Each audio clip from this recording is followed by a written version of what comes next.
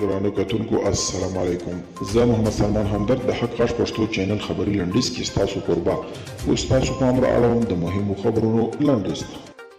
جنرال کینټ مکنزي وایي امریکا کولی شي په افغانستان کې خپل سفارت وتړي. جنرال کینټ مکنزي وایي امریکا کولی شي خپل سفارت په کابل کې وتړي، خو هغه مهال چې دا د افغان حکومت غوښتنه وي او یا د طالبانو او جمهوریت یو ګډ حکومت دا پریکړه وکړي.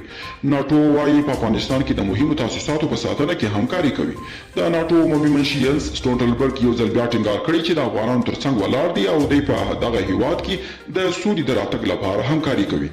د عامه روغتیا وزارت ویاند مرستیال وایي چې سر له سبا راتلونکي شنبې د 2 نورو اونۍ لپاره هم د هیواد په 14 ولایتونو کې رخصتي وغځېږي.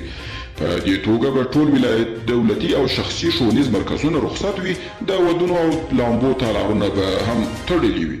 او د افغانستان ولسي جرګې د ترانسپورت وزیر قدرت الله زکي استهزاء کړ. د ولسي جرګې یو شمېر غړو د ترانسپورت وزیر جرګې ته په بې احترامۍ هم تورن کړي، ځکه د دوی په وینا دا د جرګې غونډې ته د ځواب ورکولو لپاره نه دی حاضر شوی. ځینې نورو یاد وزارت کې د کارکوونکو غیر قانوني ټاکنو ته اشاره وکړه او ویل باید دا شان کړنې بندې شي.